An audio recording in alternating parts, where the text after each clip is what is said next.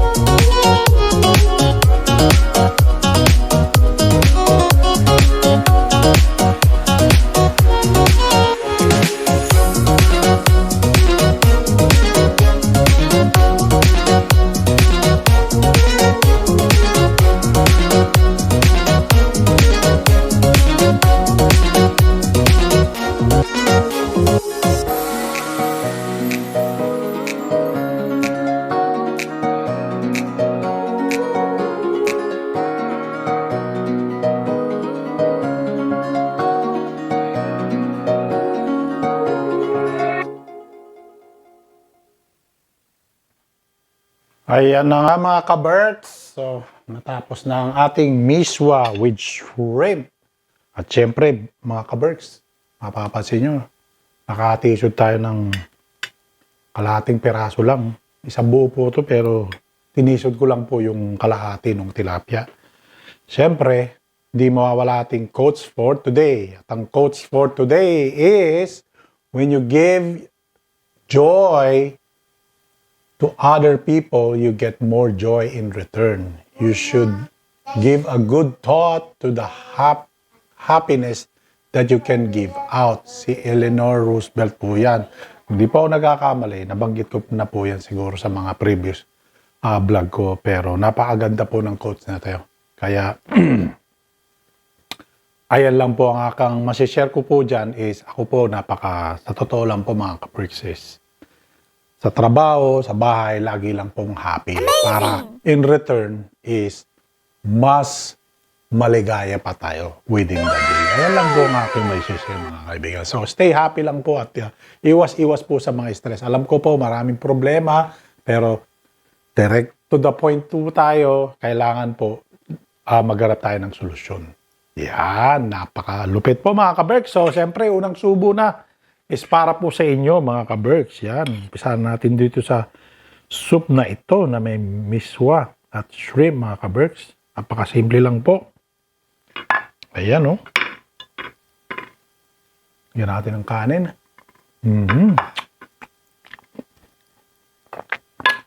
Ayan o. Ito po, may shrimp.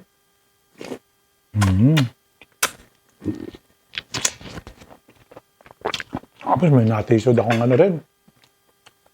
Celery. Siyempre, sarap to, may sawsawang kalamansi and toyo. Itong ating pritong isda. Kaya,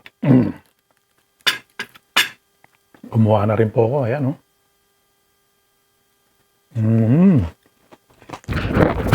Napakalupit, mga kabal.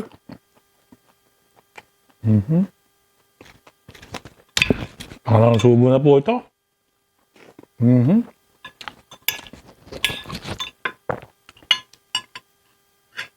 Napakasarap kumain pag may sabaw, mga kabal. Tapos prito.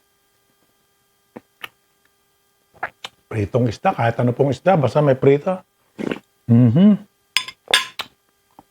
Kaya po, kung gusto nyo pong ketchup or toyo mansi. Ayan. Parang hindi ko na matigilan. Tatlong subo na to. Tirahin na natin ulit ito mga ka-Berks. Sa subo pa para tayo bago tayo mag-closing. Ayan, bago ako magpaalam.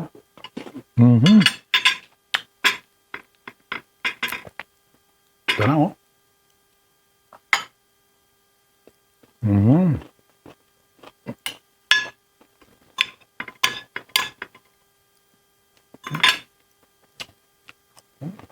Napakalupit mga kabal. Amazing! Walang kasing sarap.